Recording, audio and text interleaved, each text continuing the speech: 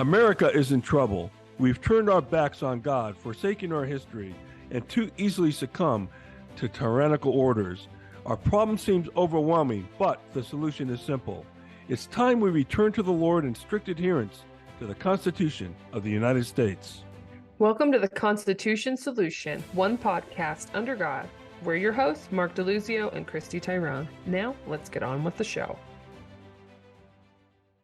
Welcome to episode 14, which is going to be called Christy? Tyranny of the Fearful. Tyranny of the Fearful. My name is Mark DeLuzio, and this is Christy Tyrone, and we just got off an episode 13 on executive orders. And I think you're going to see that this particular episode that Christy's going to command the ship on this one is going to reference back quite a bit to that whole episode about executive orders and the constitutionality of them, or in particular, some of them we know aren't. And we're going to talk about this tyranny of the fearful, which I think is an unbelievably interesting phenomena that just happened to us with COVID. It's happened before, too, in other matters. But, Christy, let's turn it over to you and do your thing. This is your chance to save America. Every day is another chance, right? Exactly. Okay, like as Mark said, this episode is going to be called Tyranny of the Fearful. I'm going to break this topic up into two parts. So we'll have two separate episodes covering the same idea, but they'll have two different names and kind of cover two different elements of what I could call the COVID era. It was so much more than an incident or a scene. This fixed point in time just changed the landscape of America for the worst. Yet it also prompted a much needed awakening and a mighty share of American citizens. And so, and God uses all things for good, right? So there's definitely been some good that's come out of this. So in the first episode, which we're going over today, the first part, we'll talk about how propaganda-fed fear pressured Americans to forfeit their God-given rights and even their private property in ways, and just kind of go over all the bad things that happened during this time. And then the second part, which will be the next episode, I'm going to call that one Liberty of the Brave. And in that one, we'll go over talk about the everyday Americans who stood up to protect their rights and their property and others, and the good that came out of the courage of the few who were bold enough to stand up and say no to this tyranny. So, Christy, by the way, it'll be interesting to get your opinion. Maybe not now, but somewhere along the line, what percentage of our population fell into each category? I've got my view on that, but you don't need to answer now. But I would be interested on maybe towards the end of this podcast or episode to give you your thought on that in terms of how you saw it. Anyway. I just, without getting into any numbers, but like just on the surface, I would say that you have probably maybe almost even like an equal share of people that were brave and people that were fearful. But I think the majority just kind of went along. I think the most people just didn't really pick a side, and they were just like, oh, okay. And then by default ended up picking the tyrannical side, because they just went along and didn't want to deal with it. So that's another. I didn't think about that. There's really three categories, isn't there? Mm-hmm. And that is a problem with of our country being silent to the tyranny that's being bestowed. I mean, we saw that happen in the world is littered with corpses of as a result of people being silent. And maybe that's a separate episode someday. But anyway, okay. Sorry, I just wanted to get your thoughts on that. Yeah, I think that's a good question. It really puts in things into perspective as we go along and look at these things. So I'm going to start off by reading the definition of tyranny, of course, out of the 1828 Webster Dictionary. I knew you were going to use that dictionary. Why would I ever use another now that I know about this one? Do you have a crush on Noah Webster? I'm just kind of curious. Do you have like a poster in your room or? No. No. I just respect his knowledge By the way, and wisdom. I don't have one. And guess what I asked Diane for Christmas? What? You getting the 1828. poster? Yeah. Oh, No, not the good. poster. May have Good. You get may the have a poster. dictionary. Maybe I'll hang it up behind me. Yeah. But no. The 1828 Webster Dictionary. I did ask her for that. Isn't that Awesome. is that nerdy to be asking for that kind of thing? Like the crown of nerdery. I think I love it. I totally Yeah, support it. I think it's good though. So okay. Yeah. Awesome. Then you can read along when I read the definitions next time.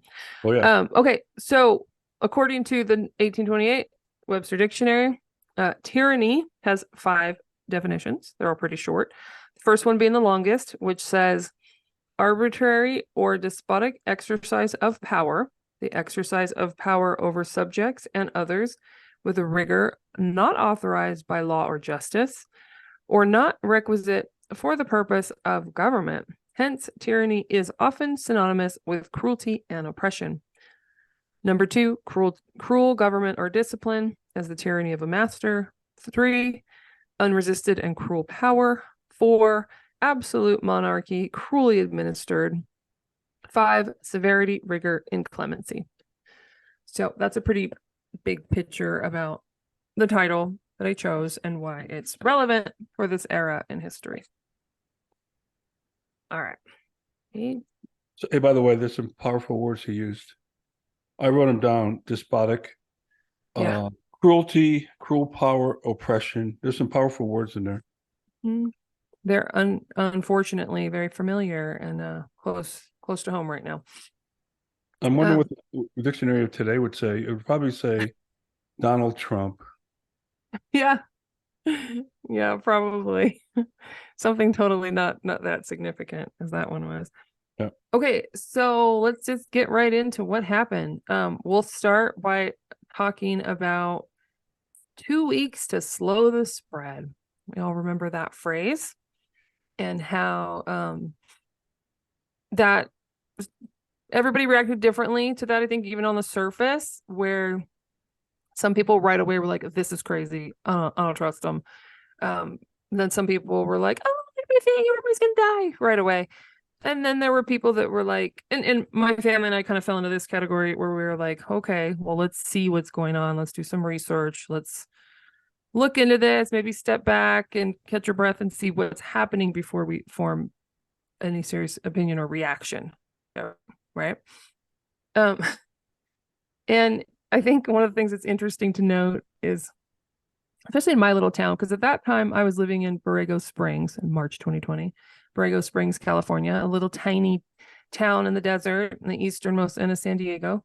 And I think the population was like 3,500 people. So itty bitty town, right?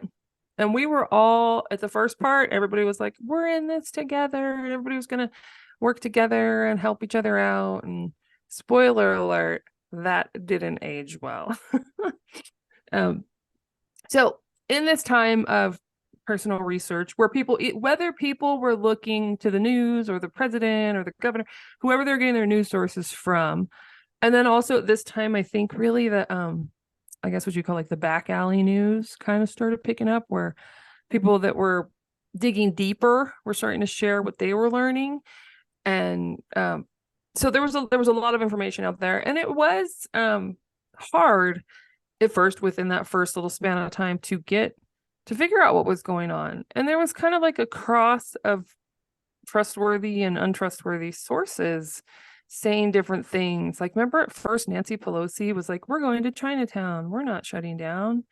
And then Trump was like, that's a bad idea. And at first, even Gavin Newsom was like, oh, we're just going to take our time and go slow and not make any rash decisions. And I'm like, oh, wow, he's being reasonable. That's weird. And then and Trump was the one that was like, oh, we got to really shut the borders, close the airlines, like do all the stuff.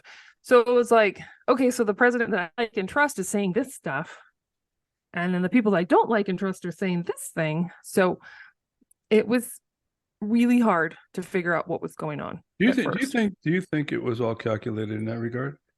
Yeah, looking back now, I'm like, oh boy, did they bamboozle us or what? Muddying the waters there. Mm-hmm. Mm-hmm. So I think the turning point for me and my family was, and this was within that first 2 weeks, when Congress got together to form the CARES Act, they call it. Don't you just love those names that they give to things? And so this was like supposed to be the financial relief package that they were going to put together to help save everybody from this horrible thing that was happening, this dangerous virus that was sweeping through the nation. And we watched closely, Sean and I, my husband, and my parents and everybody were like, what's going on? We watched the debates and we see the congressmen going back and forth. And a lot of the Republicans were speaking that they were against it because it was a lot of money. They were putting a lot of money on the table. And we didn't like that part. We never liked the government spending a bunch of money. And we're like, wow, it's pretty close. Like the yays and the nays, just as per the debate, And so one of the things that really caught my attention during that was when they were debating the unemployment part, they were talking about like 6 months, 3 months, like 9 months. And I'm like, wait a minute. I thought this was only going to be 2 weeks. What are they up to here? Right. So it started getting weird. So in this CARES Act, and I just kind of took a few notes. They didn't sell enough vaccines then, so they didn't make enough money. That's why they extended. Sorry. Yeah, they're getting ready for that part. Yeah, all the money in all this, by the way. But go ahead. Yeah. So this bill that they're debating over, it's like 1,800 pages or some monstrosity that nobody can even really read, right? But some of the things that were in it were, it was well over $2 trillion, right? And it was one of the largest financial rescue packages in history. Rescue, I use that term loosely. 2.3 trillion. Yeah, 2.3. The act gave money to families, which was, I think, a bait and distraction. Like, oh, here's a little treat for you guys down there, you little peasants, to shut you up. They set up all their unemployment plans for everybody that they were closing they're kicking them out of work. There was pork galore. I mean, they were giving so much money, millions to like the Kennedy Center and the Smithsonian. There was a bunch of money that went to like illegals and their programs. NPR, the radio news station, they gave them a bunch of money. I'm like, oh, are they for propaganda or something, right? Renewable jet fuel. Don't forget about that. That was part of it, right? And I don't even know how many other things that they funded that were totally unrelated, right, to this. Christy, I know a friend of mine, he runs a recruiting agency. I won't say where it is. It's a small business, right? He not only got $250,000 from the state that he resides in, he got $250,000 from the government, the federal government. He got $500,000. He said, I just opened up my mail one day and there was a check.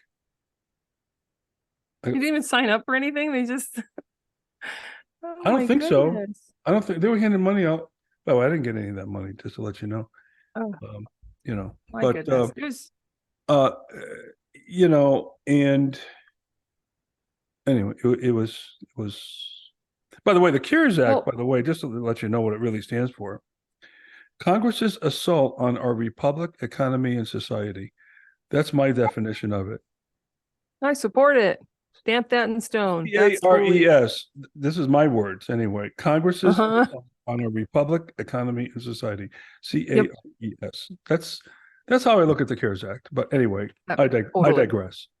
Yeah, 100%. I'm with you on that. And I think one of the things that stood out was very interesting. They wanted to vote by voice, just yays and nays, right? And Thomas Massie, the rep from Kentucky, he's actually one of the few people in Congress that I actually like. He stood up and was like, no, like we need to put our names by this. He's like, if you're going to sell out our future generations, like for uncountable amounts of money to go into these wild things, like you need to put your name by it. And they voted him down. Republicans and Democrats voted him down. Of course. And then they voted by voice. Now, of course, it was only vocal, so you couldn't quite tell who, but there was like one solemn no. And that was, Thomas Massie. There might have been another person or two that said no, but it was sad that they all just dove in and said, yep, spend all this money, give it all away. And I think we're hoping, and dumbly, now that I look back, that Trump would veto it. We were like, no, don't spend all that money. But he signed it. So it happened. Well, But that you and I privately have talked about that, and I think that was Trump's chance to have a Winston Churchill moment and take a leadership role in this. And but I also always try to argue the other side because that's how you learn, and that's how you maybe solidify what you really believe. But if you think about Trump, it was election time, all right? People were hysterical. The government says they're going to come to the rescue with all this money. People are out of work. We put 45 million people out of work, by the way. Biden's touting the fact that he brought back 20 million or whatever it is. He's leaving 25 million on the table. He's saying, now the biggest job recovery in the history of a presidency. Yeah, well, through policies that he supported, we lost 45 million jobs. And now he's touting the fact that he got back 17 million or 20, whatever the number he happens to claim today. It's not 45, okay? It's not 45. And so numbers lie, right? And 600,000 family businesses gone off the face of the map forever. 600,000, Christy. fresh. Okay. And so now you look at this and you say, well, all these congressmen who we know, all they care, most of them care only about their power and being reelected. Had they voted against this bill, it would be political suicide for most of them. And same with Trump. Okay. So on one hand, I can understand why they voted for it. But on the other hand, if you really swore to the Constitution, to uphold the Constitution, you could not have said yes to this bill. Okay. Yeah. You could not. And And I'm not making an excuse for these guys. I'm just telling you that I understand what they were faced with. Okay. It doesn't mean what they did was right, but I can at it's least kind of understand hostage situation there. yeah, but come on. I mean, what if they all did? Where's the Freedom Caucus? Yeah. I talked to They Mark all Meadows personally about the Freedom Caucus. He asked me to join it if I got elected to Congress. Where the heck is the Freedom Caucus on this?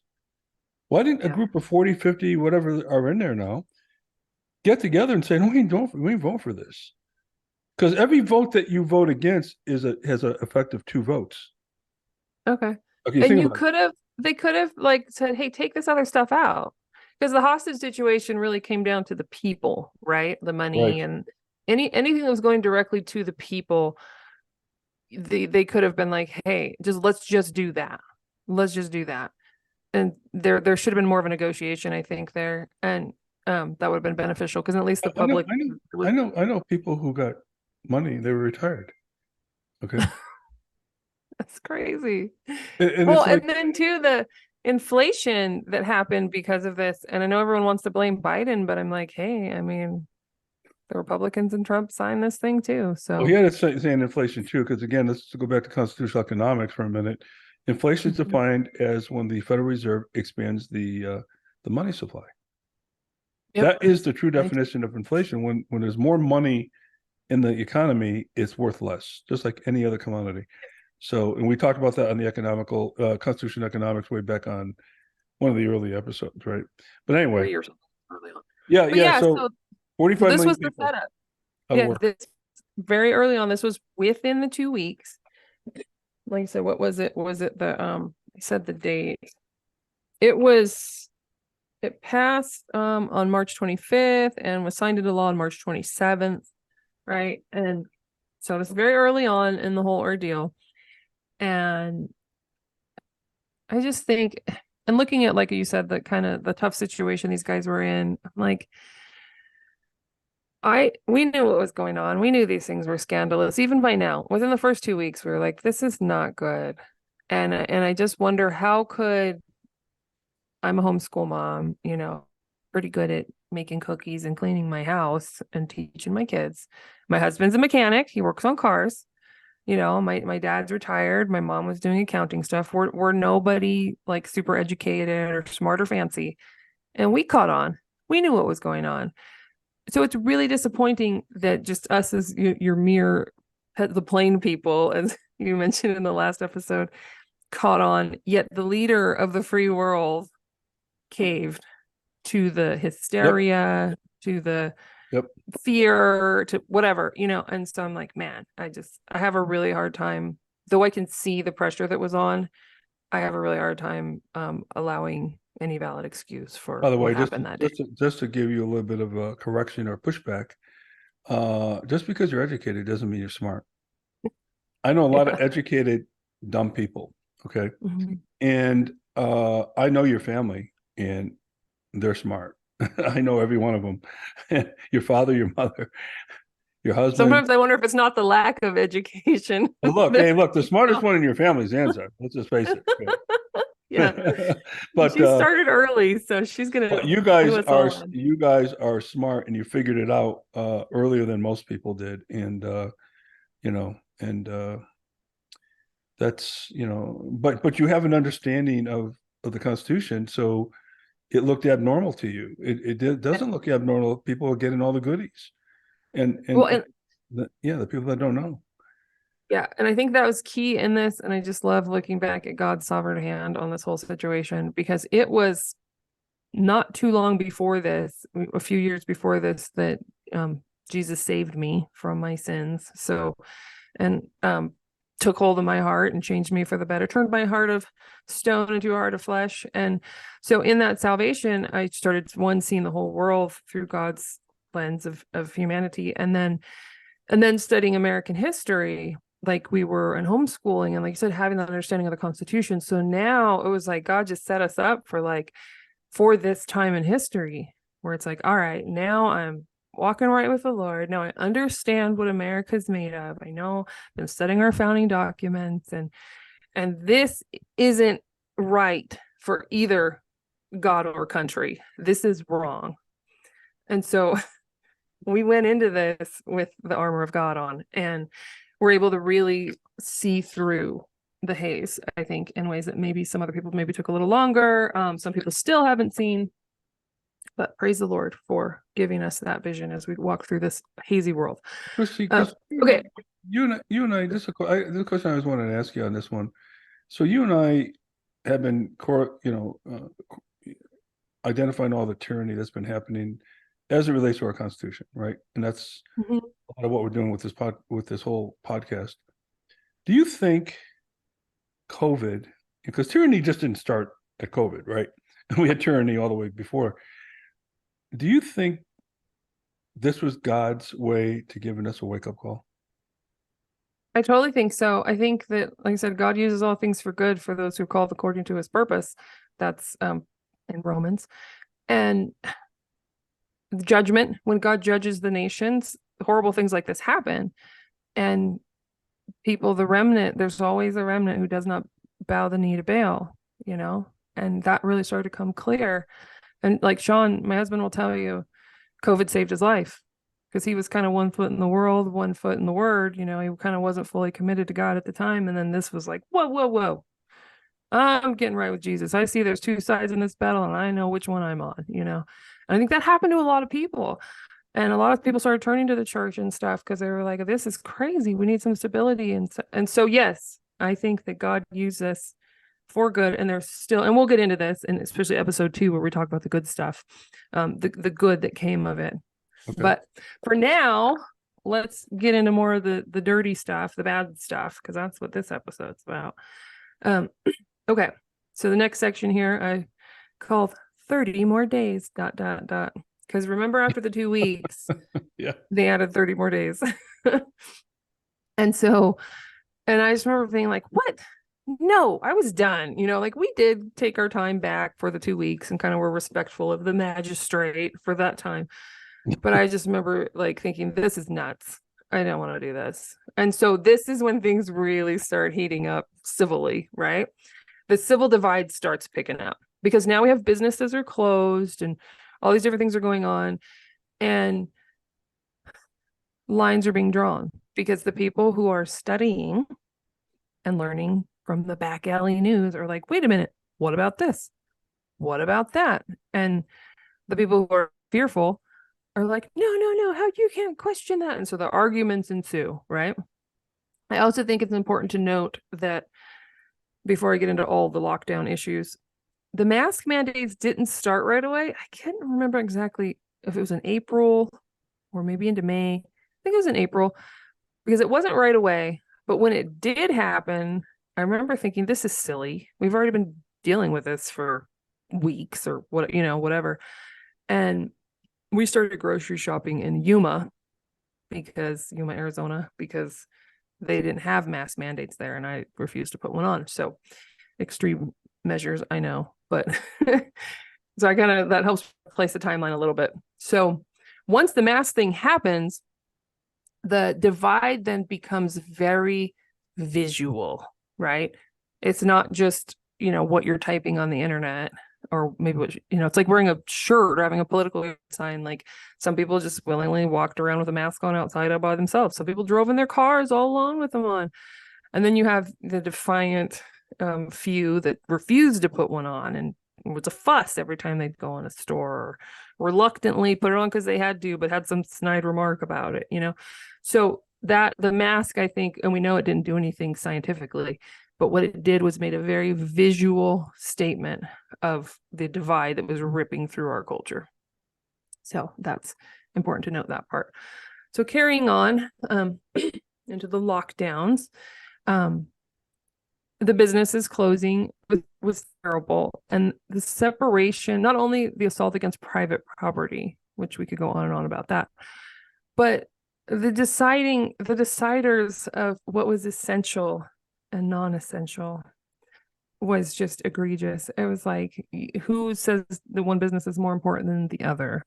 And then in the ones that were deemed essential, they're like, but the disposable slaves. Like, so if this virus is so awful and it's just going to kill everybody, but you guys got to risk your lives and go out there, keep doing what you're doing. And then, like you mentioned in the past episode, like Walmart got to be open, right?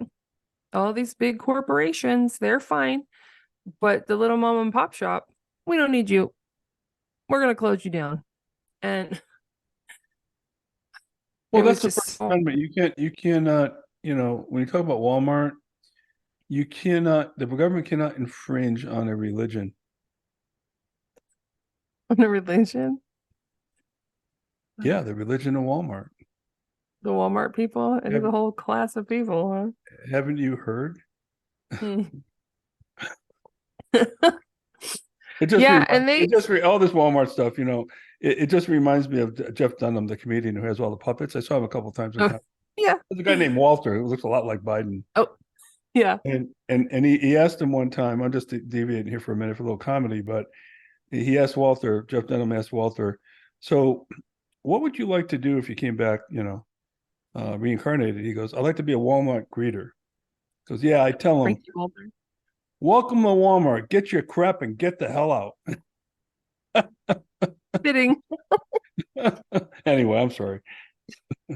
So he would have kept his job, right, during the lockdowns, Walter? I don't know. They might have fired him because he was so offensive to the woke that would walk into Walmart, buying Chinese goods and then complaining about companies moving to China. So, yeah. Well, I think one of the things that was all the little things that were so glaringly obvious of the unequal weights here was, like, when we were shopping in Yuma, we were going to the Fry's market, and Sure. right next door in the same little strip mall, there was a little Asian mom and pop, Chinese food, Asian food restaurant. They were closed. They were apparently not valid to stay open. But in the Fry's, in the corporate, conglomerate, they had a little Asian, part in their little food buffet. I'm like, oh, well, I guess they get to do their Asian food, but not the other guys. So it was just so bizarre to see that. And I think the people just fell for that essential and non-essential thing was really sad, and the excuses that people were making why it was okay to do one and not the other, and just totally the loss of attention and interest on capitalism and the free market and the ability to do what you do to provide for your family. The little guys didn't matter anymore. Mm-hmm. And in our little desert town, which we found out was mostly very liberal and very for the lockdowns, and we were among the itty bitty minority who were not. That's Uh, surprising to me, by the way. But yeah, yeah. I know it was crazy to see it Yeah. happen. The unveiling, um, the public bullying that happened because a few of the shops wanted to stay open, and the two particular, and I won't name them, but they were a little more conservative, like us.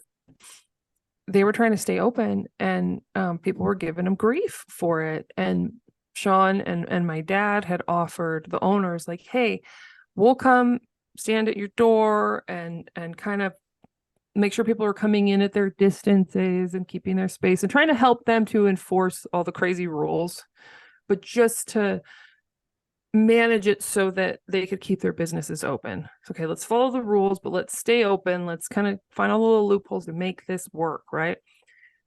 But they didn't want to do it because they were, it was intimidating because the people were so upset and saying so many horrible things. You're trying to kill everybody by doing this.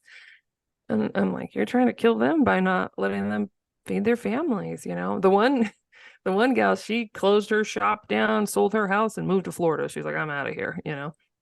Um, but yeah, so the public sentiment there was very much for the lockdowns, and so much so that the sheriff had to make another 1-800 phone number because people were calling so often to report people for being outside without masks on that he couldn't keep up with the calls.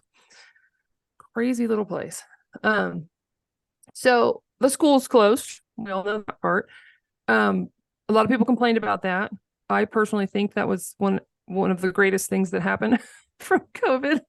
Parents Yeah. really got to start to get a look at what was going on in these schools. We couldn't You contaminate the know, kids anymore. Yeah, not by COVID, yeah, but by yeah, thought, indoctrination. yeah, and it was stressful for people, and I feel for that. But they had to find ways to be home, and a lot of the parents were working at home, so they were there, and they kind of got to really see Well, that. So I I think, thought the Board of Education, pushback was a positive that came out of COVID because parents started seeing what was going on in the classroom. yeah, Okay, it gave yeah, them an insight because they weren't taking an interest otherwise. You can walk into a classroom anytime you want, but when they started seeing what happened on Zoom and seeing what's going on, then all of a sudden you notice that the surge on the boards, the liberal woke uh, uh, Board of Educations and from town to town started rearing its ugly head. So I think yeah. there is some positive that came out of that. There is a lot of positives. I mean, homeschooling is still on the rise after that. So, and we'll get more into those details in part two because Hmm. I'm actually very excited about that part. Um, the parks and recreational places were closed, and especially in California, of course, Newsom went heavy hand, and like my husband says, Newsom tightened the noose some, took your neck out. Um, and so in California, they closed all the parks. I mean, playgrounds, like the slides were all taped off, hiking trails were closed. So you couldn't go be outside in nature away from people. And we lived in Anza Borrego State Park where we lived. It's like some 600,000 acre park. They closed the desert. The desert was closed. There was a big portion of it, the off-road park area, Ocotillo Wells, was actually roped off with like the caution tape all along the highway. You know that COVID thrives in 120-degree heat in the desert. It kills it You, all. did you fail biology or something, or I mean, you should know that, Christy. Yeah. Yeah, right out there in the blazing sun, It's unbelievable. far away from everybody. They It's weren't having it. They unbelievable. had park rangers parked out there to catch you if you dared to try. Oh yeah, by Crazy. the I way, the still can't believe cactus that that are happened. out there are 150 years old. All of a sudden, we're gonna pick. Yep. Okay. Uh, Um, home gatherings, right? They didn't want you having people over at your house. There was like a limit to the number of people. I remember like the people that were playing were like, oh, for Thanksgiving, I'm not going to be able to invite everybody. I mean, you got to pick and choose now who you're going to invite to your family gathering because of these people, because of the government. Like, oh my goodness, how well, far have it's they funny you say that. really? We have extended family members that were invited to our house for Thanksgiving during that time period, and they didn't want to come because what if the police see extra cars in your driveway? They actually said that. Oh my goodness. And I said, don't worry, I have guns. Yeah. Yeah. I Yeah. mean, Let them serious. try. That's just the fear that was put into these people. Yeah. It was so bad. Yeah, holidays, home gatherings. Okay, funerals. People couldn't have funerals for Yep. their loved ones who died. Yep. That's right. I mean, that's just the worst, right? But yet, George Floyd, because remember during all this, the summer of love happens, right? The riots. So everybody's closed and locked up, and afraid. The cities are ablaze with rioters looting and burning and killing everybody because of George Floyd. But so when they had a funeral for him during this, and like Al Sharpton went and Obama went, and it was like this a big whole hoorah, and they had a big funeral procession. It was like Cinderella, car was like his little casket cart. I was like, oh my goodness. So that was allowed. They were allowed to do that, but your average person could not have a By the funeral way, for can you their imagine the loved one. president going to the funeral of a guy that has a rap sheet longer than okay, and a guy that was charged with kidnapping a pregnant woman and holding a gun to her belly. This is the guy that Obama went to. Yep. Michael Brown, the thug of Ferguson. His mother got a call when Michael Brown died. When my son got killed in Afghanistan and he was commander in chief, Obama didn't call us, but Michael Brown's mother got a call. Okay, Shame. all right. I don't know what The to tell you. worst. I really don't know what to tell you. I mean, These I'll are the leave it people we're there. dealing with. Well, those are the facts, and I'll let you guys out there decide what that all means. Yeah. Mhm. Yeah. Sort that one out, right? Mhm. Mhm. Um, Elective surgeries. You were not allowed to have Oh any kind yeah, of elective yeah. surgery, right? And even if you needed a real one, that was all questionable and Christy, I creepy. know that my sister went over a year because she couldn't get a knee replacement. She suffered. Okay. A guy that works with me or for me, his wife needed varicose vein surgery. She couldn't even walk for a year because they didn't, it wasn't elective. And the guy that actually served with Stephen and actually tried to save him that day, who had cancer from burn pits, they stopped his chemo, okay, Oh, goodness. over a month because they didn't want him to catch COVID. He was dying. He did die, by the Oh, way. that's He did so die. crazy. They stopped his chemo. Okay. Ugh, I don't know what to tell that's you. I like really it don't know. doesn't make sense. There's And, like and, no and way the to make doctors sense were of it. afraid to get sick. It's like, wait a minute. And the nurses, isn't this your profession that you deal with sick people?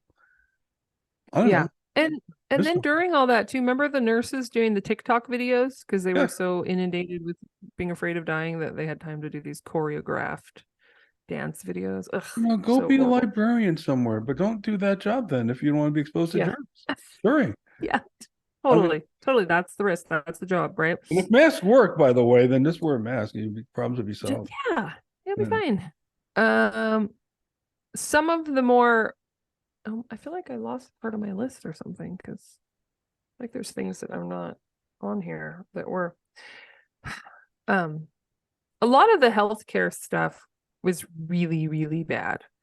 The ventilators were killing people. Yep. The Yep. red dis. Oh no, I'm going to say it wrong. I talked to a friend about saying it wrong before the show, and now here I am. Remdesivir, whatever pill they were giving people was killing people. I guess they've since changed the name of it. They still give it to people, but they changed the name so you don't know that they're giving you the one that kills you. It was just really horrible to see the rot through the institution of healthcare. And I do know that someone I know was working at doing accounting for a medical center at the time. So she got to see the money they would get paid for saying these things were COVID related. So Yes. if you went in there with, a bleeding ear, they'd be like, oh, you got COVID, and then they'd get money. Yeah. Yeah. And then even worse, and then if you died from whatever, they would write it down as COVID deaths. They were falsifying I know the several people records. happen to. Okay. Okay. And there is a video on YouTube. Maybe we'll try to post it on our website. It's the state health director for the state of Illinois. And she got up there. And the question was, well, how do you guys define a COVID death? She said, look, if anybody dies and is found to have COVID at the time of death, it goes down as a COVID death. And she actually went out and said, if you're terminal in cancer and you die from the cancer, but you have COVID, We record it as a COVID death. She admitted this, Christy. Said it. Okay. It's on video. It's on YouTube. I got the video. Maybe we'll post this on our website so people could see. So what does that mean? The COVID deaths got exaggerated. We eradicated the flu during this time, by the way. Nobody got the flu. Okay. Because Who died of COVID death? well, in 2018, I think 80,000 people died from the flu. Okay. All of a sudden, the flu went away, right? Because it all got reclassified. And you're right, they got money. I heard different numbers. I heard 27,000 per patient. I don't know what the right number is, but and it got pumped up, and that just continued to feed the hysteria. Yeah, the hysteria, the fearful, right? And then it's so sad to see how many people just complied and went, not even just people that followed the orders like that, like people that worked in healthcare, like how, and I'm sure some of them quit. There were some that quit because that's another thing. Any of the doctors or even nurses who spoke out and about the truth of what was happening, a lot of them got fired or lost their jobs. I think California, don't quote me on this. I know they were talking about making a law. They probably did because it's California. Making a law where if a doctor spoke against the medical consensus that he would lose his license. Victor Davis Hanson talks about a Stanford professor who is the top immunologist in the world. And he spoke out against some of the things that were going on, and Stanford University basically sanctioned him. He got blacklisted and he got his done. Okay.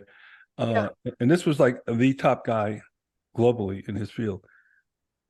And he got bounced.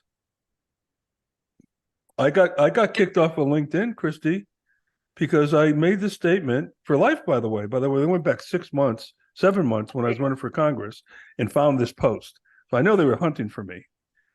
I wrote that the CDC changed the definition of a vaccine, and the COVID vaccine is not technically a vaccine. I got kicked off for life off of LinkedIn. I had thousands and thousands of followers. Okay, I'm done on LinkedIn. For that. I got canceled. Horrible. Yeah, I got canceled on that. Okay. And like you said, you got linked out. I love that joke. I got linked out. Okay, but the thing about it is it doesn't matter if you're correct. No. And even if I was wrong, there's a lot of things on LinkedIn and Facebook that are wrong. Yeah. That's free speech. And this got back into something I would have done in Congress. It's a long story, but how we would have turned these social media outlets into publishers, which are then subject to lawsuits. Okay. Oh, and we'll get into that in the next section. Yeah. Okay. That's a big part of all the. Good. Let's see. I did find the page I was missing. I did find it. I covered a few of them by memory, but a couple other things. Parents that were depriving their children of community, and like, you can't go out, you can't be with your friends, you can't, like the psychological damage of locking children away. Because adults, well, if you didn't want to, that was a whole struggle. If you wanted to, like, hey, but like to on your kids, I just think it's so messed up. And then especially the kids, they're not going to school now, which in ways was better, but now if you're just keeping them away from any social activities and stuff, like that's just not good. One of my friends was a sheriff's deputy in Minnesota, and he was speaking out against this stuff, and he wouldn't enforce these horrible unconstitutional measures. He lost his job, his lifelong career, out, done.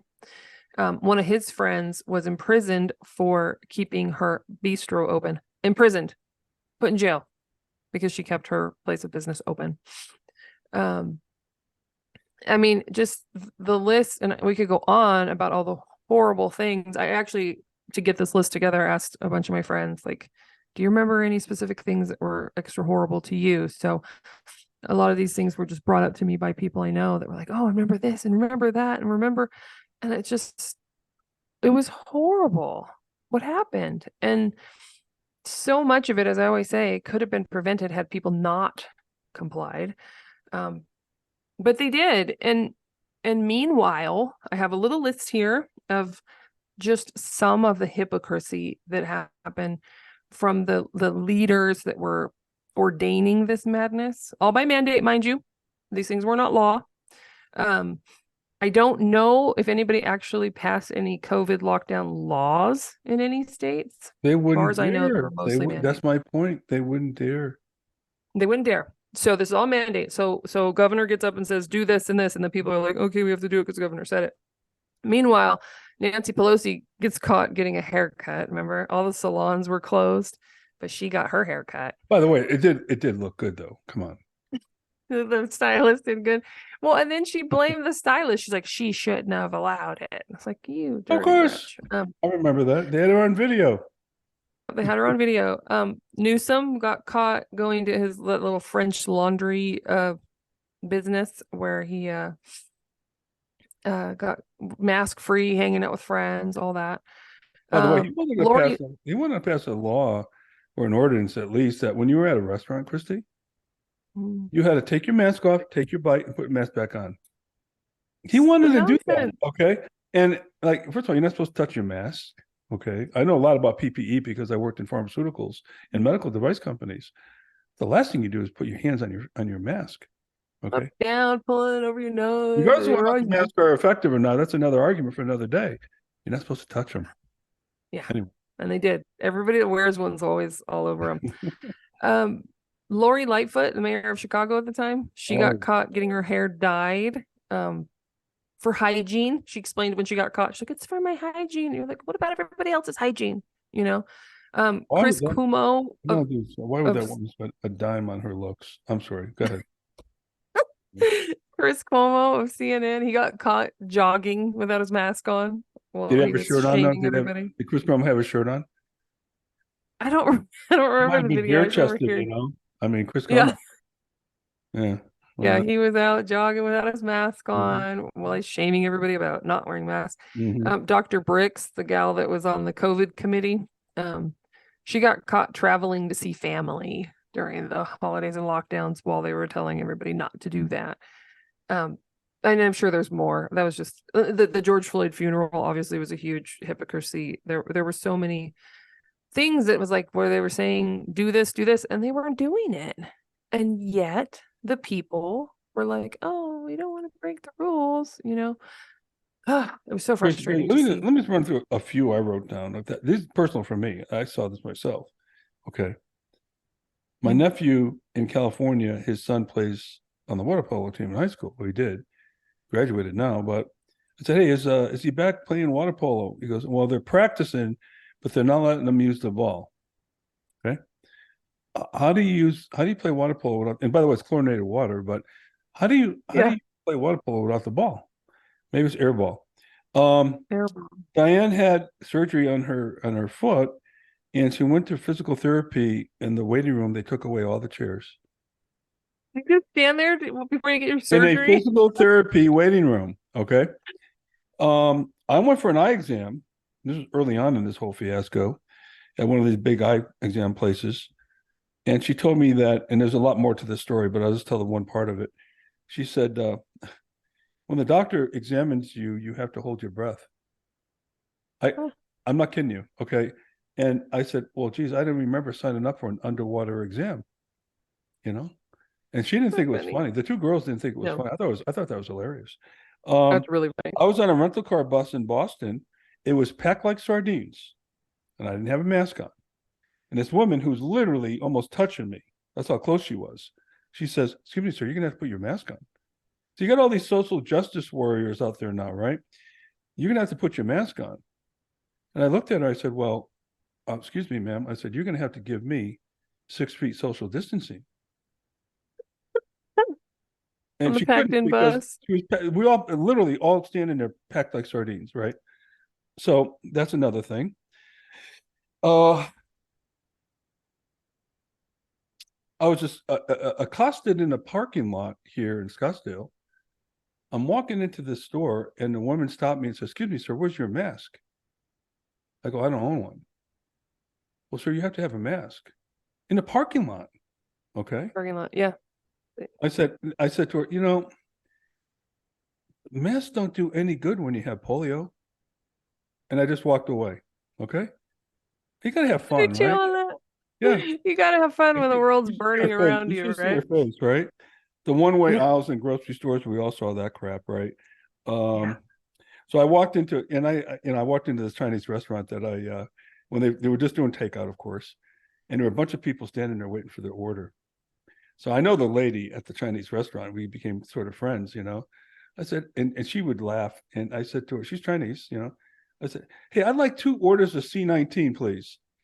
And the people did not think, the people standing there did not think it was funny. She cracked up, right? Yeah, good. But she cracked up. And probably the craziest one was I got on an airplane, sitting right next to me. And I have a picture of this.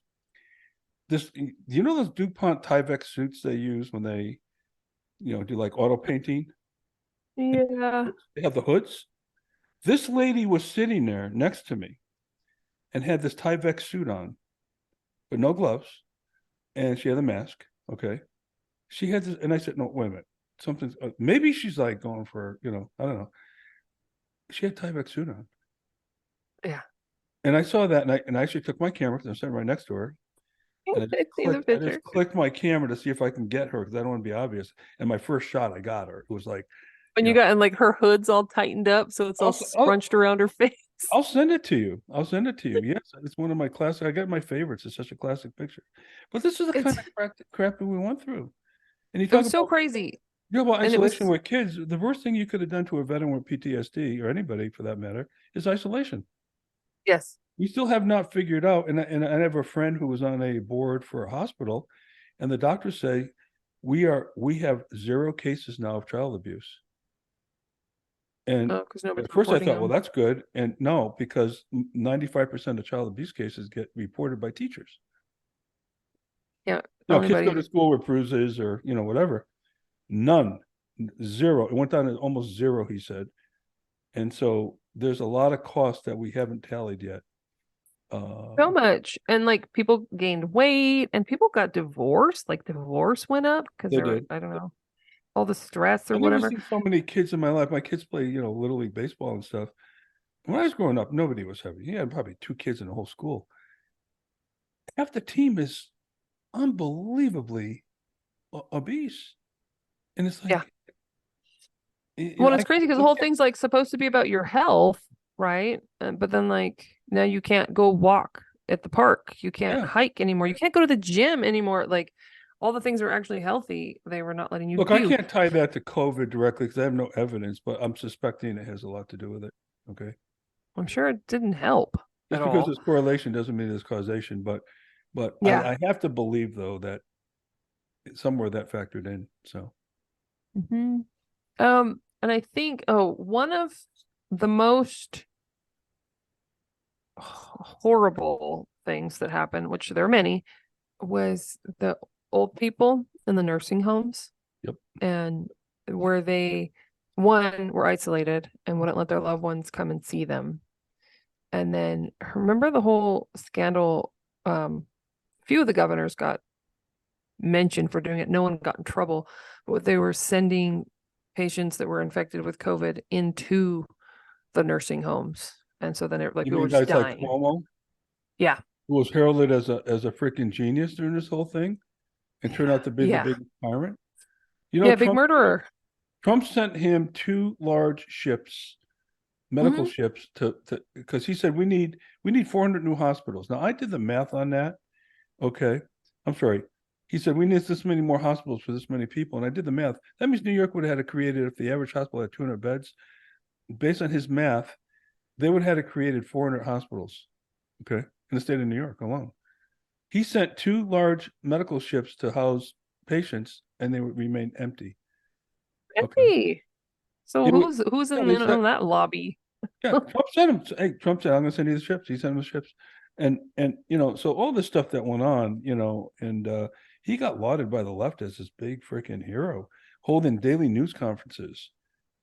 Then when Okay. he finally got in trouble, it was for supposedly sexual harassment or whatever. And it's like, dude, this guy Yeah, was like killing grandmas, and now, ugh, horrible. yeah, him and Um, the other Cuomo, right? And yeah, CNN Cuomo. But the thing I'll tell you though, Christy, is this whole thing was a dress rehearsal, I believe, for something that's going to happen somewhere down the line. yeah, I think so. It was a test. Was Yep. that quote And from we failed the? miserably. We failed miserably as a nation. I think we really did, and then that leads up to the probably as far as I'm concerned, the worst thing that happened was the churches that closed. Because all of like churches were told to close, but they didn't ever have to do that. So churches belong to No, God. no. There were some pastors that stood up and refused, and I will honor them in the next episode. One of them had said, "These are not my doors; these are God's doors. I will not close them for His people." And so, having that lack of place for people to turn to when they really needed it the most, it was just horrifying for the churches that did that. Shame on them. For churches that either fought and stayed open, God bless you. Ones that found their way or got around things. Some fought and got fines. Like I said, we'll get more into that later, but and that also falls into the hypocrisy of like marijuana shops, abortion mills, and strip clubs were open as essential, but churches were not. So if that doesn't sum up the whole state of our union, I don't know what does. Well, So the thing about churches, Christy, is, first of all, the way I look at it is you can keep me away from my church, but you can't keep me away from my God, number one. Okay. Number two, though, is if you go back to the episode that you and I did on Marxism, and one of the tenets of Marxism is just to take God out of the equation altogether. Okay.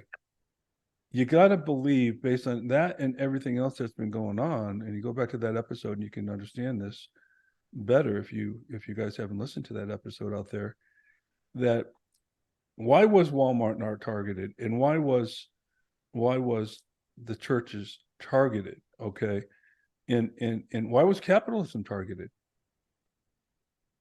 For the small guy, though. Okay. yep, And doesn't hate small business. the whole notion of having you be self-sufficient without the need of any aid from the government, and the fact that they don't want you worshiping a God, they want you worshiping the government. That's exactly the Marxist doctrine. Okay. And I don't know, after a while you start checking the boxes and all these things, and if it looks like a duck and walks like a duck, it's a freaking duck. Okay. So I don't Yep. think anything is coincidence here. I don't think anything that you mentioned happened by chance. It was, to me, all No, it was calculated. As a matter of fact, someday we're going to find out that this whole COVID thing was conceived by our government. yeah, right Now from we'll the probably start, get right? you and I are probably going to get kicked off of YouTube because of this episode, but This will be the you know what? final I'll, episode. but I'll get They'll I'll never get. shut us up. We'll find our way. Hey, look, I've been kicked off by better people. Okay, so Yeah. yeah. Well, so all that, like we could go on and on about all the horrible things. We will sum up our take on the overall idea here at the end. But I think it's important to notice too, to note, one of the big crazy things that changed during this time was the level of election interference that happened. Because mind you, 2020 is an election year, so it's kind of, if you're a dot connector, all this mayhem happening right before, there might be some purpose behind that timing. The propaganda and the censorship that picked up in that field. Anybody that was talking about COVID being a hoax or any of that stuff was out, right? Remember the Hunter Biden laptop came out and they banned it from like Twitter and stuff. Like, no, we're not sharing that. Information across the board that would have been beneficial to the electorate to be like, oh, this is interesting. What do I think about this? What do I think about that? Oh, this guy's for the lockdowns. This guy's not. Wait, this guy's supporting the riots. This guy's not. Like, there was so much going on in this tumultuous time in our history, and the censorship was like off the charts. Like, people that were speaking the truth weren't allowed to say it. People that were touting lies were just like given the biggest megaphones in the world. You were not able to combat it in the ways that would force a debate, also to in that interference, I guess some of this was legal. There were new election laws forged in some of the states. So if it went through the legislature, I mean, I guess it's legal, but some of the states actually did laws that were like a mix of mail-in ballots, same-day registration, early voting ballot boxes. And some of these laws were temporary, some of them were permanent, but a lot of them were very COVID fear-mongering based, and made it a lot easier to tamper with elections. We'll just go ahead and say it that way. There were other states that were counties and local officials made decisions that they're not supposed to do because it's supposed to go through the state legislator election law, right? And that's in the Constitution. Actually, Ken Paxton from Texas, the Attorney General, he, during all this madness, tried to sue. He filed a lawsuit against Georgia, Michigan, Pennsylvania, and Wisconsin at the Supreme Court. And his claim was that they breached the Constitution. And let's see, how do you say it here? Elections for federal office must comport with federal constitutional standards. For presidential elections, each state must appoint its electors to the Electoral College in a manner that complies with the Constitution. The electors' clause requirement that only state legislators may set the rules governing the appointment of electors and elections and cannot be delegated to local officials. The majority of the rush decisions made by local officials were not approved by the state legislatures, thereby circumventing the Constitution. That was from the verbiage in Ken Paxton's lawsuit. I don't think anything came of it. Nothing came of any of these lawsuits. But just, food for thought there. There was a lot of scandalizing that happened in the election under the guise of COVID. And I think it's interesting too that while everybody's wearing the masks, so certain people that were caught on camera doing potentially scandalous things, you couldn't even see their faces, same with all the riots and stuff. Well, that's kind of funny, Christy. Okay, so if you look at now the after effect of COVID, right? Mm-hmm. People use COVID as an excuse for poor service. Yes. Service that they were poor at to begin with, but now they had an excuse. I went Totally. to a local UPS store here during COVID, and they had a sign outside, a big sign they made. Your wait might be longer because of COVID. Okay. Because of COVID. Wait a minute. You still had your 3 clerks at the 3 stations that they always had. Yeah, they made you stand 6 feet away from the lady in front of you. Okay. Why would that be slower? Okay. And so when you start looking at how we use COVID, and we're still using it today, in some regards, and you look at the Durham report, and you look at Bill Barr, who I didn't trust from day one, and I was right about Bill Barr. Okay. They dragged their feet on that report that came out so much further after the election. And Durham, maybe by the direction of Bill Barr, said, well, because of COVID, the whole investigation got slowed down. Really? Right now, you're about what? How many miles are you from me now? 60, 70 miles away from me? Okay, maybe more. Okay. Probably about that. And you and I are talking right now, right? How does it get slowed down when you have a technology like this? Yeah. How does it get slowed down? Okay. And so that was another reason where they used this as an excuse to promulgate further tyranny. Yeah. Bill Barr, and Durham's culpable in my opinion. Okay. He should have raised his hand if something was going wrong there. And the laptop that you talked about, the Biden, Bill Barr knew about that laptop, and he did not allow us to know about it before the election. Okay. So again, start adding up all these things, and it starts looking like a duck. Yeah, okay? It totally does. Start adding all this stuff up. Yeah. Yeah, if you're a dot connector, you're like, that, this guy, that guy. Yeah. How'd that play in, I think interestingly, Bill Barr actually has a quote that says, the Constitution is not suspended in a time of crisis. Great quote. Because it's true. And just because we're in a war, just because we're in this, having the virus, just because of whatever's going on, we still have our base structure of government and limits on government that the Constitution lays out. And then we still have our Bill of Rights that protect our God-given liberties. that stuff ought not change just because of a crisis. And it's astounding to see how many, of course, the government officials took the opportunity to overreach their power, and probably not just swiping the opportunity, but actually more likely outliving a plan that was put in place. But my serious disappointment comes toward people that complied, the people who let it happen, because there's more of us than there are of them, and we still we could have done this differently. We could have kept our businesses open. We could have, gathered with our families. I mean, of course, my family did all this stuff anyways, but, people that didn't, you could have just, Boy, what a bunch those of people in the tyrants. middle. What a bunch of tyrants you guys are if you did that. Shame on you. Well, we got called some not so friendly names during this era. But yeah, the people could have handled this much differently. And I hope, and I know I'm an optimist, but like you said, this was training, it was practice for something bigger that's probably going to come down the pipe. I think so.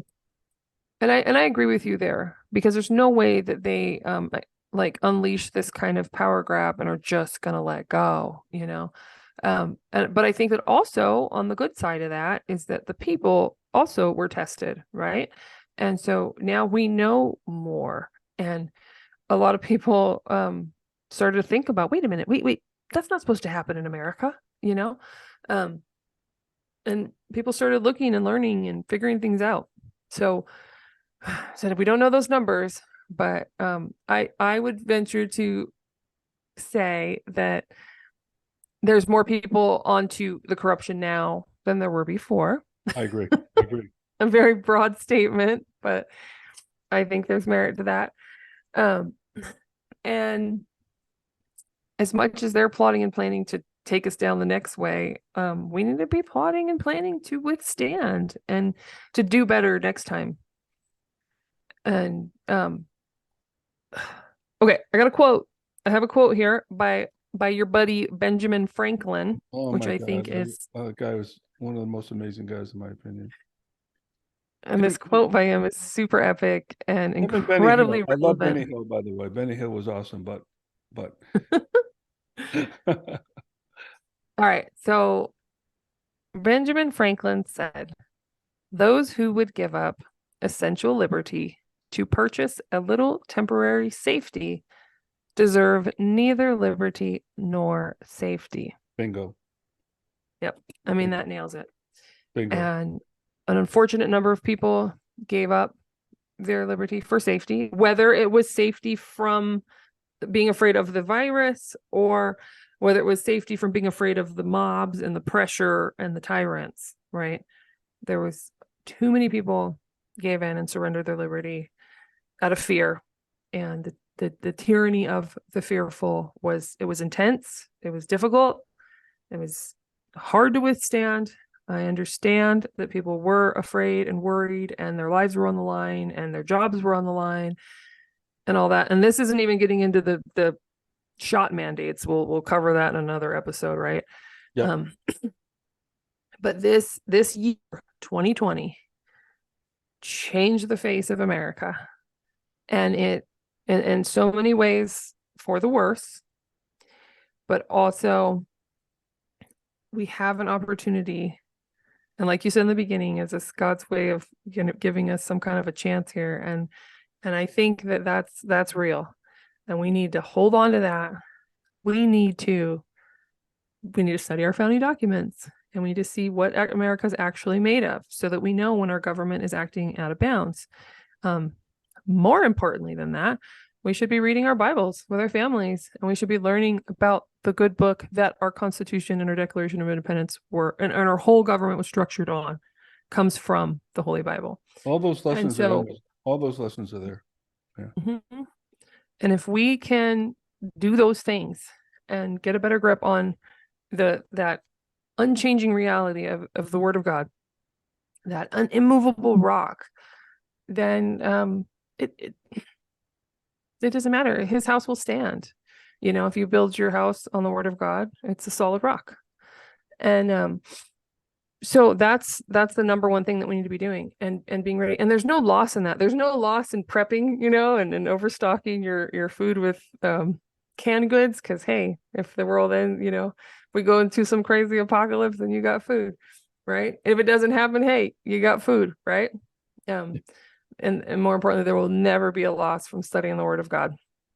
And then I think anybody that does those two together, studies America's founding, along with studying the Word of God, you'll be blown away by seeing how much our founders were influenced by God's Word, His design, His law, Absolutely. and being able to fortify on that, so that next time, because there will be a next time, There will. next time these wicked people come after us, we're gonna be able to withstand the next You storm. mentioned the Word of God. You mentioned food. You forgot about ammunition. Oh yeah, that's a given. That's a And you given. never Okay. lose out by having I'm too sorry, many I forgot who bullets. I'm talking to here with Sean and everybody. Hey, Yeah, by the way, shots ready. the other thing, just to close this thing out, I think, but that happened here was okay.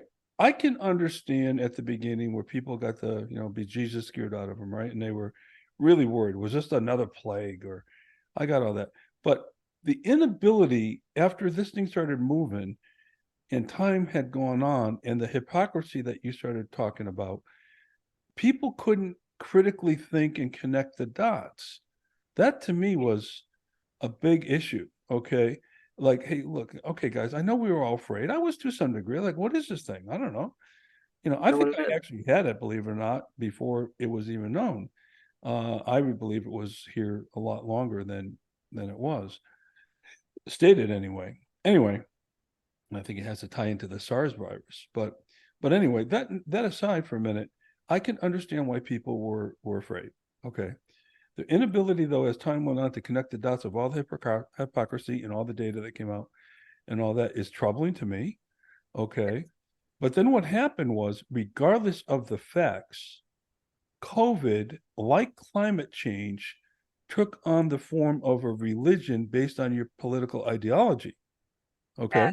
So if Yeah. you liberal and anti-constitution, or what we call progressives, we talked about what a progressive was, somebody who has a disdain for the Constitution, starting with our buddy Wilson, Woody Wilson, I'm going to call him from now on. Woody. Okay. And like climate change, it took on a religious aspect. With climate change, you became a denier. You're a denier. Yeah. Oh, okay. Yeah. Okay. I am a denier. Yeah. Okay. Not that climate doesn't change, but that we're causing it. And Yeah. so when you get this religious aspect, abortion's the same way. Okay.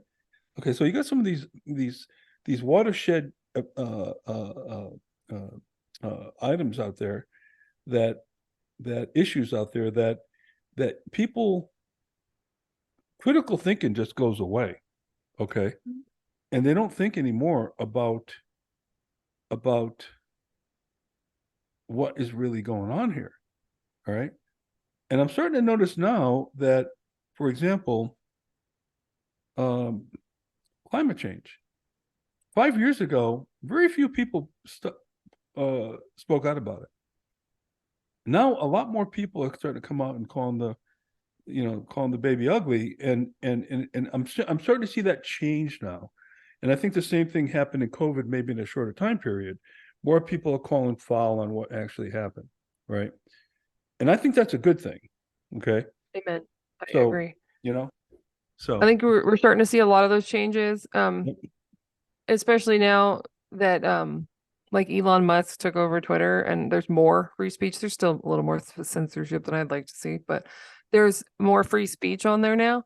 Um, People have that kind of microphone back in that public sphere, and I think that's been really helpful in these discussions. Mhm. Gab.com is the freest of free speech websites, social media sites, so everybody talks about everything on there, but Twitter's got a really big audience, so it's just a really good tool for this and getting the word out, and I think that was a really great change for the better. and the social circles. And they're questioning things, they're talking about things, they're debating about things. And I think a lot of the people who were in power for so long and had this kind of stronghold through the media they're losing it. And the opposition is strengthening. And I like to see that. And I want to see more of that. And even I think there's hopeful things that have happened, which we'll get into the next episode. But like in California, they try to do the mask mandates again, not even that long ago. And even in LA, they were like, no, So there's hope. And in the next episode, we'll talk a lot more about the hopeful things that happen during this era, during 2020, and then and how they're carrying on into the present, and what we need to do to keep that momentum up and strong, and do what we can to keep our freedom and our God-given liberty, which can never truly be taken, but we need to do what we can to uphold it, protect it, and fight for our beloved country, the ruins of the West. We have this opportunity to rebuild and make something good and true and beautiful to withstand the ages for our future generations to be able to enjoy and embrace. Christy, I think you did a really nice job summing this all up and putting it into a package. And I think one of the lessons I think we take away from this is not only Ben Franklin's statement here, but understanding that if there's an opening, whether it's with executive orders, like we talked about in the last episode, or because a lot of this did happen in that regard with executive orders, whenever a tyrant sees an opening to exploit, like COVID, they will fill the gap and they will take the opportunity to further advance their power and further reduce your freedoms. That's something I hope everybody understands. When the tyrants see an opening, they will be there to fill the gap. Yeah. And those tyrants, by the way, come on both sides of the aisle. It's not just a Democrat thing, okay? I think it's predominantly on that side, but it's not only there, okay? And so I hope we're smarter as a nation. And I do appreciate the fact that you laid this out very nicely, because it hopefully gives some people food for thought as to whenever the next crisis happens, and to your point, it will, we are smarter about how we think about it. Yep. So, all right. Okay. So, Christy, I assume we're done. Yep, that's that one. We got to stop at some point, right? I know we can talk forever. Like you said, we can go on forever on these things, So the next episode is going to be what, Christy? So this is 14. Okay. Tyranny of the Fearful. And the next will be Liberty of the Brave. So the next will be the follow-up. So 15 will be Liberty of the Brave. Mm-hmm. Okay. Are you going to put we need it. After all that, we need that. I need the good news. Are you going to put like Anna's picture on the podcast? Yeah. So, all right, let's close it there, Christy. We'll see you on the next one. And for Mark DeLuzio and for Christy Tyrone, coming from beautiful Arizona. I'm still in shorts here in November and a golf shirt. Okay, so just for my friends back east, up in north in Connecticut, although I heard it was warm up there today, in the 60s anyway. But anyway, thanks, Christy. We'll see you next time on lean911.com. You can, I'm sorry, on that's my other podcast, on 1787solution.com. You can catch all our episodes there. We release 2 episodes a month, one on the 1st, one on the 15th. And you can also catch us on Apple Podcasts and on YouTube, should they decide to keep us. So we'll see. Okay. We'll see you next time. Thanks, Christy. God bless. God bless. Thanks for listening to the Constitution Solution, one podcast under God. You can find other episodes on our website at 1787solution.com, YouTube, or wherever you listen to podcasts. We're your hosts, Christy Tyrone and Mark DeLuzio. Until next time, may God bless you and may God bless America.